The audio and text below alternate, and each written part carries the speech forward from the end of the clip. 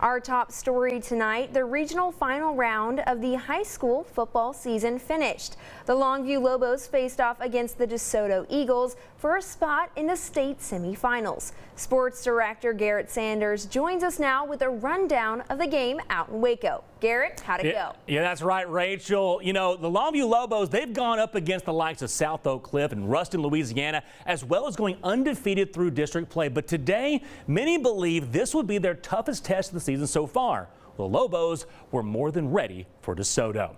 On a cold and wet December afternoon, McLean Stadium in Waco, Longview Lobos, winners of 9 straight, took on the 11-2 DeSoto Eagles in the 6A D2 regional final clash. No score early. Lobo quarterback Johnny Hamilton hands it to Kelvin Washington.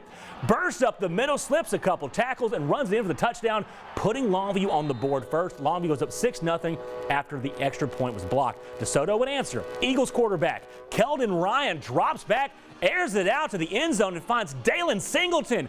Hauls it in for an Eagle touchdown. DeSoto took a 7-6 lead.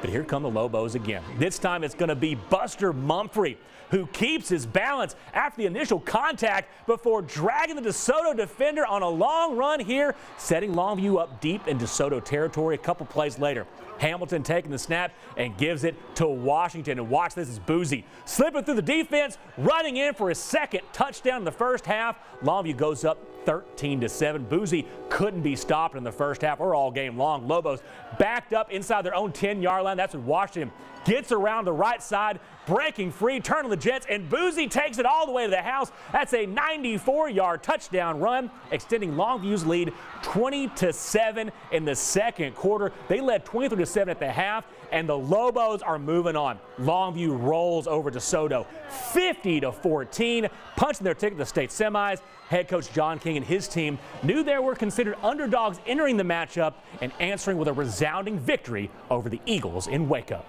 Nobody thought we'd be here, and not many people thought we could beat them, except those kids in that locker room and those coaches. There was a belief that we were going to win. That's why I'm proud of them, because they believed. They believed in each other. They believed in the plan. They got on that bus this morning and came down here and took care of business. And I'm going to tell you something else, too. They played for this community. They grew up in this community. They play for this community.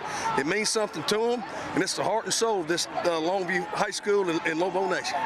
The Lobos now get set to take on South Lake Carroll next Saturday at 2 in the afternoon at Gerald J. Ford Stadium in Dallas, the home of the SMU Mustangs, for a spot in the 6A Division II state championship game.